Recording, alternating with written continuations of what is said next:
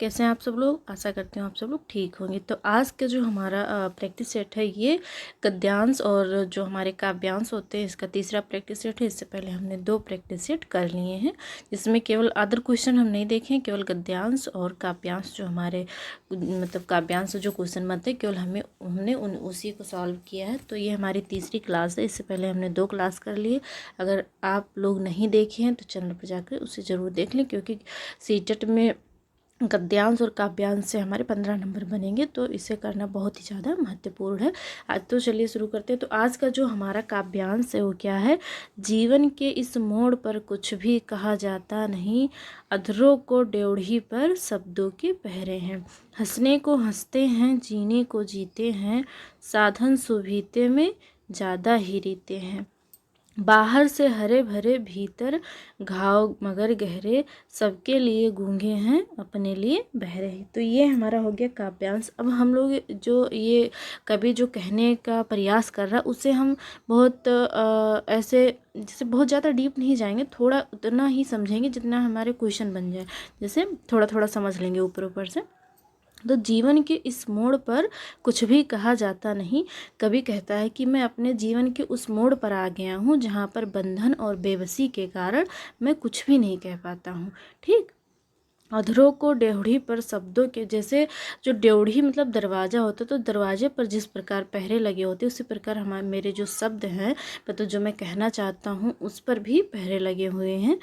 हंसने को हंसते हैं, जीने को जीते हैं। मतलब कवि कहता है कि मैं हंसने को हंसता हूँ और मतलब हंसता तो हूँ, सबके सामने अच्छे से रहने की कोशिश करता हूँ, जीता हूँ, लेकिन साधन सुभीते में ज़्यादा ही रीते हैं। लेकिन जो मेरा मन है और जो मतलब मेरा मन जो है बहुत ही खाली खाली सा है। फिर है कि बाहर से हरे भरे, भीतर घाव मगर गहरे। बाहर से तो मैं बहुत अच्छा और खुशहाल दिखता हूँ, लेकिन जो मेरे मन का घाव है बहुत ही ज़्यादा गहरा है। ठीक। सबके लिए गूंगे हैं, अपने लिए बहरे। सबके लिए मैं ऐसा है कि गूंगा हूँ लेकिन अपने लिए बहरा हूँ। हमने केवल मोटा मोटा इसका अर्थ समझा है जिससे क्वेश्चन अपना हम सॉल्व कर लें। ठीक। तो यहाँ पर हमारा पहला क्वेश्चन है, कुछ भी कहा जाता नहीं, ऐसा क्यों।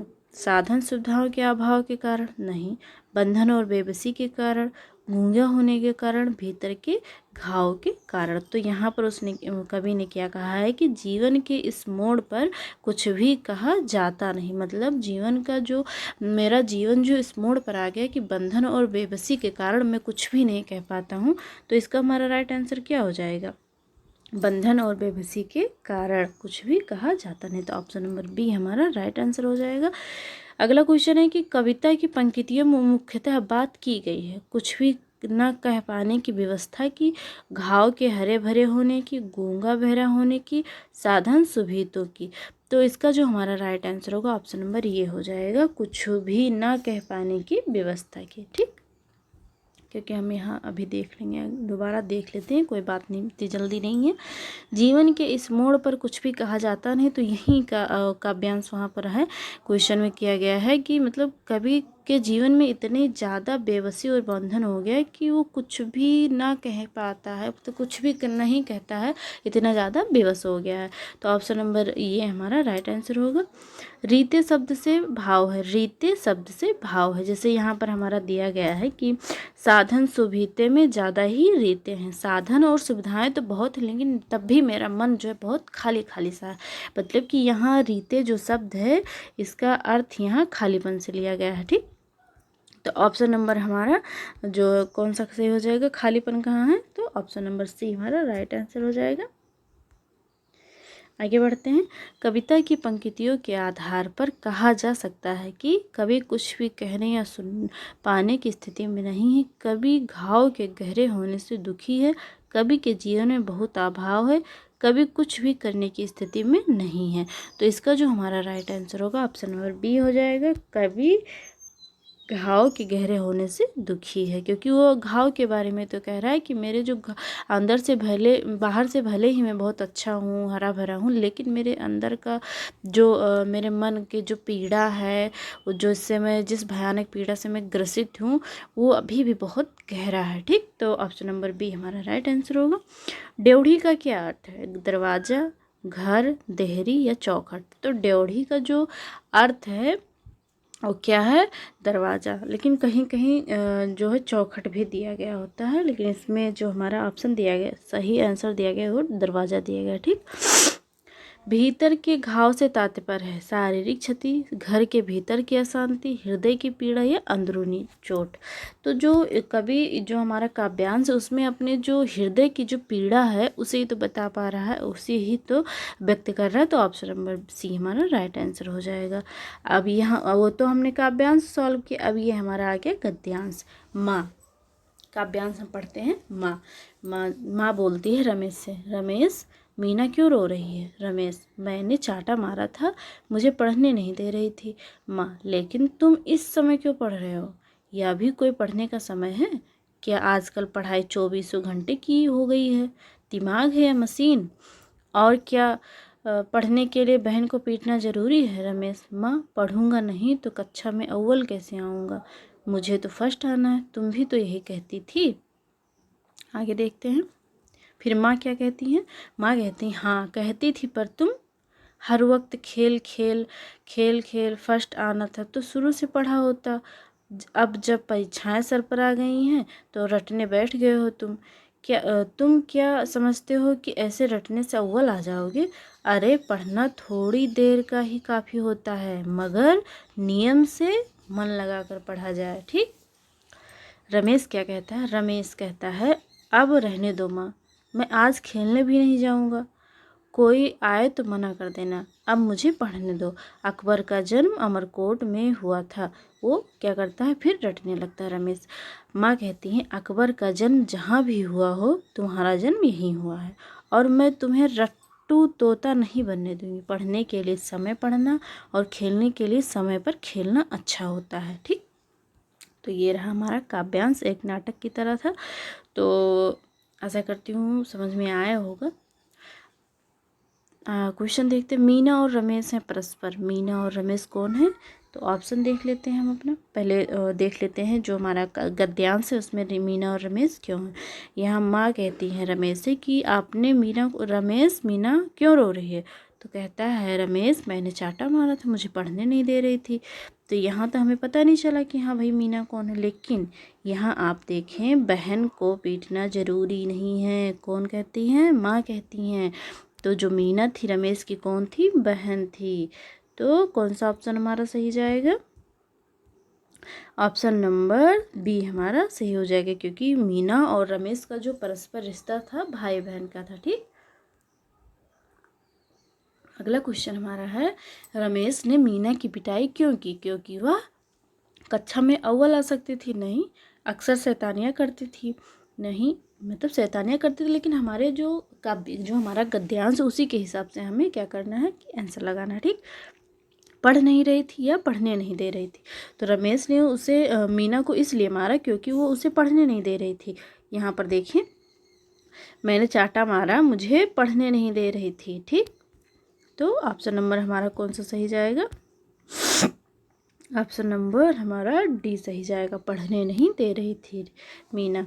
कक्षा में प्रथम आने के लिए आवश्यक है शुरू से नियमित पढ़ाई करना, खेल को छोड़ देना, रात दिन पढ़ाई करना, पढ़ाई के दिनों परिश्रम करना। तो इसका जो हमारा राइट आंसर होगा, माँ माँ रमेश को क्या समझा रही थी? यही तो समझा रही थी कि अव्वल आने के लिए रट्टू तोता नहीं बनना है, समय पर पढ़ना चाहिए और समय पर खेलना चाहिए। तो इसका जो राइट आंसर होगा, शुरू से नियमित पढ़ाई करना। और बाकी के दिनों में रमेश ने पढ़ा नहीं, जब एग्ज़ाम आ गया सर पे तो पढ़ने बैठ गया। तो ऐसे तो नहीं आएगा अव्वल मतलब क्लास में। तो पहला ऑप्शन हमारा सही हो जाएगा, ऑप्शन नंबर ये हमारा क्या होगा, राइट आंसर होगा। आगे देखते हैं। यह भी कोई पढ़ने का समय है? प्रश्न आज से है, पढ़ने का कोई समय नहीं होता, वह समय पढ़ने का नहीं है, यह भी पढ़ने का एक समय है, पढ़ने का ही कोई समय है। तो इसका यह भी पढ़ने का समय है। अगर इस प्रश्न का आंसर देखें तो जो जिस समय रमेश पढ़ाई कर रहा था वह पढ़ने का समय नहीं था। गद्यांश से स्पष्ट होता है कि जो जिस समय वो पढ़ने बैठा था वो खेलने का समय था। कैसे पता चला? क्योंकि रमेश ने अपनी माँ से क्या कहा कि आज मैं खेलने नहीं जाऊँगा, अगर मुझे बुलाने आएंगे तो बोल देना कि मैं नहीं आऊँगा खेलने। तो खेलने का समय था। तो ऑप्शन नंबर हमारा कौन सा सही जाएगा? पढ़ने का कोई समय नहीं होता है, वह समय पढ़ने का नहीं है, वह समय किसका है? खेलने का था। तो ऑप्शन नंबर बी हमारा राइट आंसर हो जाएगा। जो शब्द शेष भिन्न हो उसे छांटिए। परीक्षा, प्रथम, अव्वल और फर्स्ट। प्रथम, फर्स्ट, अव्वल, ये तीनों शब्द हमारे क्या हैं? एक ही है। प्रथम जो है ये हिंदी का है, ये इंग्लिश का है। अव्वल जो है ये किसी दूसरे शब्द का होगा, चाहे विदेशी शब्द हो या उर्दू वाले हों। लेकिन जो हमारा परीक्षा है ये इन तीनों से अलग है। ठीक, ये तीनों एक ही बात कही गई है, लेकिन जो हमारा परीक्षा शब्द दिया गया है ये अलग है। ये भी प्रथम आने की बात कही गई, ये भी प्रथम, ये भी प्रथम, लेकिन ये परीक्षा जो है तो ये हमारा राइट आंसर हो जाएगा, क्योंकि ये शब्द शेष से क्या है? भिन्न है। ठीक, तो आगे बढ़ते हैं। अगला क्वेश्चन है कि कौन सा विशेषण रमेश के लिए उपयुक्त है? रट्टू तोता, लापरवाह, पढ़ाकू, प्रशर्मी। तो हमें अपने मन से नहीं करना है, जो रमेश के लिए विशेषण उपयुक्त किया गया था, मतलब प्रयोग किया गया था, वही करना है। तो रमेश की माँ क्या कह रही थी कि मैं तुम्हें रट्टू तोता नहीं बनने दूंगी। तो इसका जो हमारा राइट आंसर होगा ऑप्शन नंबर ये हो जाएगा, रट्टू तोता। ठीक, आगे बढ़ते हैं। पर तुम का भाव है, पर तुमने पढ़ना छोड़ दिया, पर तुम पढ़ते ही रहे, पर तुमने ध्यान नहीं दिया, पर तुम रटने ही सीखा, पर तुमने रटना ही सीखा। तो इसका जो भाव है वो क्या है कि तुमने ध्यान नहीं दिया, पर तुमने ध्यान नहीं दिया। उनकी माँ कह रही थी कि अब रट्टू तोता बनने से क्या फ़ायदा, जब शुरू में पढ़ना था तो तुमने ध्यान ही नहीं दिया, जब परीक्षा सर पे आ गया तो पढ़ने बैठे हो, रट्टू तोता बन रहे हो, पर तुमने ध्यान नहीं दिया। तो ऑप्शन नंबर सी हमारा राइट आंसर हो जाएगा। आगे बढ़ते हैं। अकबर का जन्म कहाँ हुआ था? तो अभी उसमें जो रमेश रट रहा था कि अकबर का जन्म अमरकोट में हुआ था, यहाँ पर हम देख लेते हैं। ये रहा। ठीक, तो कौन सा हमारा सही जाएगा? अमरकोट।